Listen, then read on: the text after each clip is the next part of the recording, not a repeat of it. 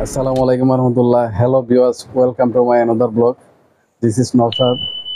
তো আজকে একটা টপিক নিয়ে আসলাম, সে বিষয়টা হচ্ছে গিয়ে আহ, আমরা যারা মিডল ক্লাস ফ্যামিলির লোক আছি, তো তাদেরকে নিয়ে একটু কথা বলবো। তো বিষয়টা মনে কষ্ট নেবেন না আপনারা, এটা আমি বাস্তবতা থেকে বলতেছি। আমার অনেক বন্ধু বান্ধব, আত্মীয় স্বজন, তাদের বিষয় দেখে অনেক দেখছি, বাস্তবতা থেকে বলতেছি আপনাদেরকে। তো বন্ধুরা, বিষয়টা হচ্ছে গিয়ে আমাদের বাংলাদেশে বর্তমান পরিসরটা খুবই খারাপ। রাজনৈতিক দিক দিয়ে বলেন, অন্যান্য দিক দিয়ে বলেন, আমাদের ক্যাপিটালের দিক দিয়ে আমরা একটু প্রবলেমে আছি। বিষয়টা হচ্ছে যারা মিডল ক্লাস ফ্যামিলিতে আছেন আর কি। তো বন্ধুরা, আমাদের একটা স্বপ্ন থাকে, আসলে স্বপ্নটা হচ্ছে কি আমরা ইউরোপ কান্ট্রিতে যাব। তো ইউরোপ কান্ট্রিতে আমরা যে যাব, সেক্ষেত্রে দেখা যাচ্ছে আহ, যারা উচ্চ লেভেলের ফ্যামিলি আছেন তারা প্রবলেম নেই। আমাদের বাংলাদেশে বেশিরভাগ স্ক্যাম হয় বেশি, যেমন এজেন্সি থেকে নিয়ে অন্যান্য অন্যান্য বিষয়ে স্ক্যাম হয় বেশি, ডকুমেন্টেশনও। তো বন্ধুরা, বিষয়টা হচ্ছে মিডল ক্লাস ফ্যামিলি যারা আছেন, আশা সবারই থাকে, কিন্তু ভরসা সবার থাকে না। মনে কষ্ট নিয়েন না, কথাগুলো আসলে বলতেছি, আমার নিজেরও একটু খারাপ লাগতেছে। এই পরিসরটা আমি নিজেও পার করে আসছি। তো যারা মিডল ক্লাস ফ্যামিলিতে আছেন, তারা দেখা যাচ্ছে টাকাটা অ্যারেঞ্জ করেন মা বাবার কষ্টার্জিত টাকা, কারো লোনের টাকা, কেউ প্রবাসী কল্যাণ থেকে লোন নেন, কেউ পিতা মাতার, ভাই বোন কষ্টের টাকা আপনারা নিয়ে একটা স্বপ্নের দিকে আগাতে চেষ্টা করেন। তো কেউ আছেন মা বোনের, দাদি নানের যে স্বর্ণ অলংকার আছে, এগুলা বিক্রি করে আপনারা স্বপ্নের দেশ ইউরোপে পাড়ি জমানোর জন্য সামনের দিকে আগান। তো বন্ধু, এখন কথা হচ্ছে অনেকের জায়গা জমি আছে, দেখা যাচ্ছে আপনার নিজের থাকার যে জায়গাটা আছে, সেই জায়গাটায় সেই জায়গাটায় বিক্রি করে অনেকে অনেকে দেখা যায় কর দেয়, অনেকে বিক্রি করে দেয়, যে যেভাবে করে না কেন।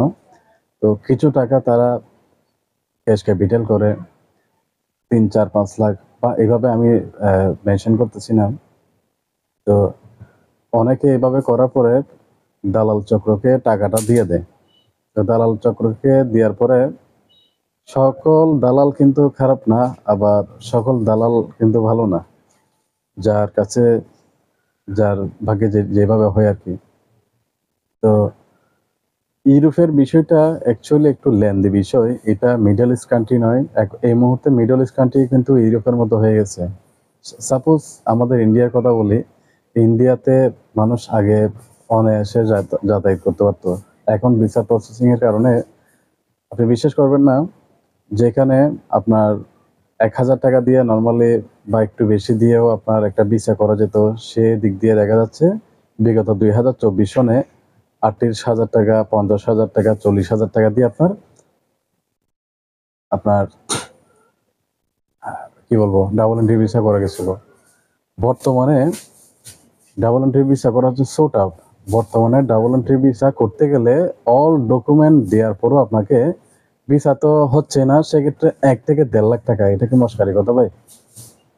আপনি যদি পর্তুগালের জন্য করেন, সেক্ষেত্রে দেখা যাচ্ছে আপনাকে ইন্ডিয়া ফেস করতে হবে। তো ইন্ডিয়া ফেস করতে গেলে আপনাকে কি করতে হবে? আপনাকে, তো এভাবে দেখা যাচ্ছে আপনার অনেক টাকা পয়সা দিয়ে দেওয়ার পরে এজেন্সিকে দিয়ে দিতে হয়। তো এজেন্সিকে দিয়ে দিলে দেখা যাচ্ছে 1 বছরের সময় লাগে, কারো 6 মাস সময় লাগে, কারো 2 বছরের সময় লাগে। তো এইভাবে মিডল ক্লাস ফ্যামিলি যারা আছেন, যারা লোন নিয়ে টাকা পয়সা দেন, লোনের বোঝা মাথায় চেপে, এটা অনেক কষ্টের বিষয়। তো আমি আপনাদেরকে বলবো, বিষয়টা লেন্দি, আমি এক্সট্রিমলি সরি, এদিকে আমার টিভিটা চালু ছিল, সেক্ষেত্রে প্রবলেম হয়েছিল।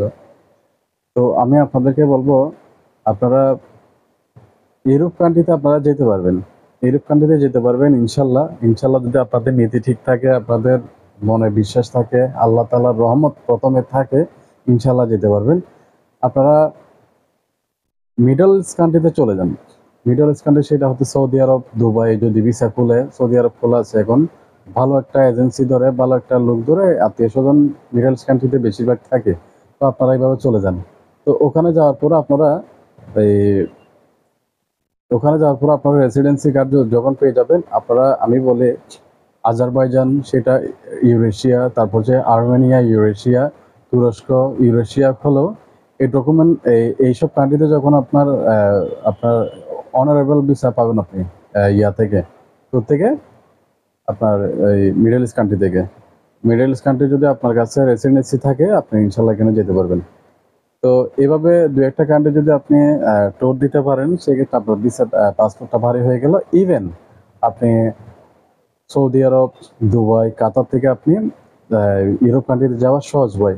যেমন মনে করুন আপনি বিদেশে গিয়ে কিছু টাকা আর্ন করলেন, সেক্ষেত্রে আর্ন করার পর আপনি এই টাকাগুলা ব্যাংক ব্যালেন্স করলেন, তারপর দেখা যাচ্ছে আপনি আস্তে আস্তে আস্তে আস্তে বাইরের জন্য প্রসেসিং করলেন।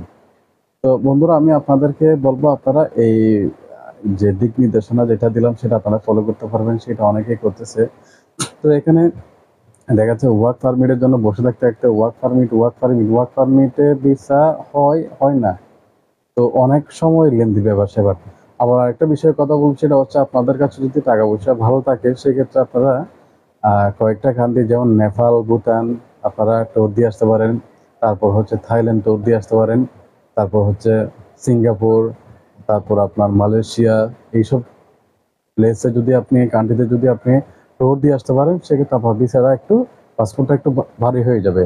তো ভারী হয়ে গেলে আপনি নন সেনজেন এবং সেনজেনের জন্য আপনি ট্রাই করতে পারবেন। ইনশাল্লাহ তখন ভিসা হয়ে যায়, যদি আপনার ট্যুরিজম বিষয় আর কি, আপনি এভাবে হয়ে যায়।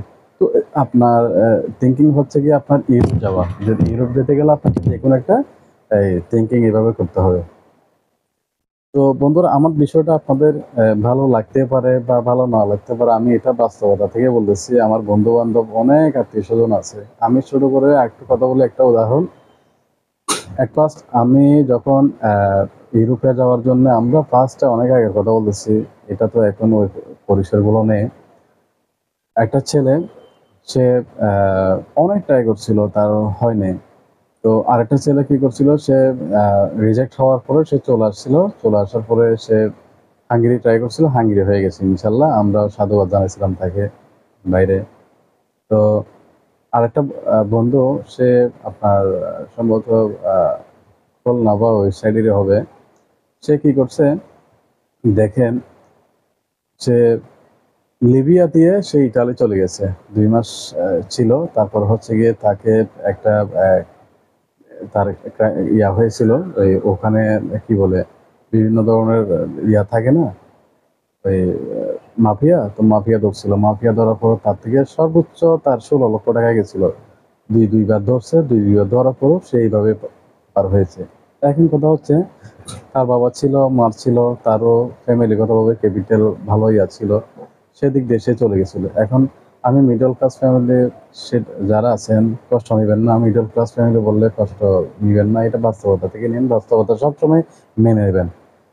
এখন কথা হচ্ছে, আপনারা যদি এই ধরনের কিছু হন বা একটা গেমে কোনো প্রবলেম হলো, গেমে যে অনেকে চলে যেতে পারে তা না। গেমে যদি অনেকে এইভাবে যায়, মাফিয়ার কাছে পড়ে, সেক্ষেত্রে টাকা পয়সা যদি না দেন, অনেক অত্যাচারের ব্যবসা করেছে এখানে, অনেক অত্যাচার। আমি এগুলো বললাম না, কষ্টের বিষয় এগুলা। তো বন্ধুরা, আপনাদেরকে আমি বলবো, আপনারা বাংলাদেশে এই মুহূর্তে কিছু যদি করতে পারেন করেন, যদি করতে না পারেন মিডল ইস্ট কান্ট্রিতে ট্রাই করেন। আত্মীয় স্বজন যারা আছে তাদের সাথে কথা বলে একটা এই জব ম্যানেজ করে আপনি এইভাবে যান। 2-3 বছর থাকার পরে বা যেভাবে থাকেন না কোনো, রেসিডেন্স কার্ড হয়ে গেলে আপনি অনায়াসে কয়েকটা কান্ট্রিতে অনারেবল যেতে পারবেন। তো এখান থেকে মিডল ইস্ট কান্ট্রি থেকে আপনার ইউরোপে যাওয়াটা খুবই সহজ, যেটা আমাদের বাংলাদেশ থেকে অনেক সো টাফ। বাঙালিদেরকে তো পছন্দই করে না কিছু কিছু কান্ট্রিতে, সেটা প্রীতিকর অবস্থা। মিডল ইস্ট কান্ট্রিতে একই অবস্থা। এই ডকুমেন্টসের কারণে তো দুবাইয়ের ভিসা বন্ধ, অন্যান্য কান্ট্রিতে বন্ধ করেছে। তো বন্ধু, আপনাদেরকে আমি এটাই বলি, আপনারা যে কথাটা বললাম সেটা চেষ্টা করেন। যার আপনাদের যদি কিছুটা উপকার আছে, সেটা আমারও ভালো লাগবে। অন্ততপক্ষে আমার কথাটা শুনে আপনারা যদি উপকৃত হন আমাকে দোয়া করবেন। তো বন্ধুরা, ভালো থাকবেন, দোয়া রাখবেন। অবশ্যই নেক্সট টাইম অন্য একটা বিষয় নিয়ে আসবো আপনাদের মাঝে। আমার জন্য দোয়া করবেন। আসসালামু আলাইকুম রহমতুল্লাহ বরকাতুহ। আরেকটা বিষয় নিয়ে কথা বলি, সেটা হচ্ছে আমার চ্যানেলটা যদি আপনারা সাবস্ক্রাইব করে না থাকেন, সাবস্ক্রাইব করে দেবেন।